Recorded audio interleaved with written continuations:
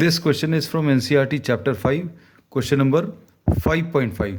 The statement of the problem says a bar magnet of magnetic moment 1.5, magnetic moment इसमें 1.5 joules per Tesla दिया है, lies aligned with the direction of uniform magnetic field of 0.22 Tesla.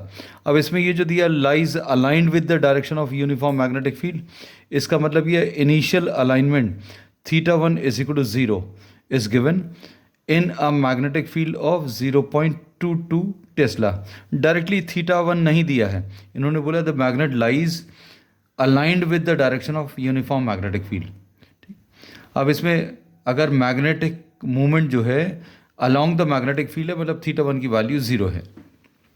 अब इसमें A part में they are asking for what is the amount of work required by an external torque to turn the magnet so as to align its magnetic moment normal to the field.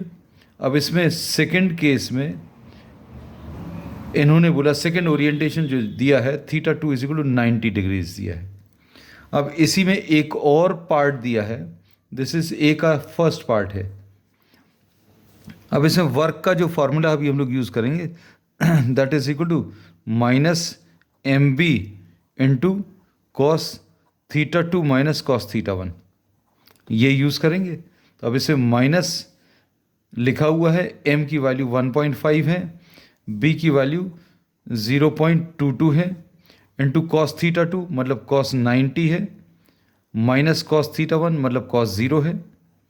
अब इसको अगर आप simplify करें 1.5 into 0.22, ये 15 into 22 ये 33 आ जाएगा, और ये decimal places this will B -0.33 ऐसा कुछ मिलेगा,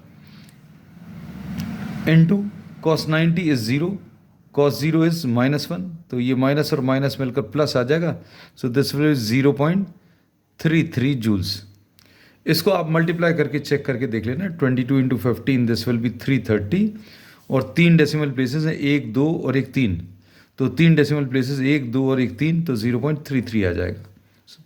अब इसके बाद इसी में सेकंड पार्ट पूछा है that from initial orientation θ1 is equal to 0 से θ1 इज इक्वल टू 0 से θ2 is equal to 180 degrees opposite to the field direction करना है, तो θ2 की वैल्यू 180 डिग्रीज. फॉर्मूला फिर से वही यूज़ होगा, W is equal to -mb into cos θ2 minus cos θ1 आएगा, minus m is 1.5 into b is 0.22 into cos θ2 is cos of 180 degrees minus cos θ1 is 0 degrees cos 0. So this will be 1.5 into 0.22, once again 0.33. यहाँ पर cos 180 की value -1, cos 0 की value is -1. So this will be 2. -2 into 0.33 will be plus 0.66 joules will be the answer. अब this was the part A. Part A में 2 questions दिए हुए थे, first part and second part. A में 2 parts.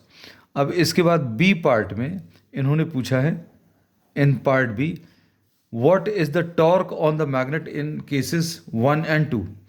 इसमें इस वाले केस में और इस वाले केस में टॉर्क पूछा है, तो टॉर्क की वैल्यू होती है एम बी साइन थीटा. अब फर्स्ट केस में थीटा की वैल्यू, ये फर्स्ट वाले केस में थीटा की value is 90 degrees. In the first case theta is equal to 90. So we say that torque will be equal to m into B. m कितना है 1.5 into B is 0.22 once again into sine 90, और ये 2-3 बार अभी हम लोग calculations कर चुके हैं. This will B 0.33. So torque in the first case will be 0.33 newton metres. Second part में इन्होंने पूछा, सेकेंड पार्ट में थीटा की value is 180 degrees. So in this case torque will be equal to mv sin theta, mv sin theta, sin theta, sin theta. So this will be m is 1.5 into b is 0.22 into sin 180, और sin 180 की value is 0, तो ये 0 हो जाएगा और ये 0.33. So answer to this will be 0. So in the second case the torque acting will be equal to 0.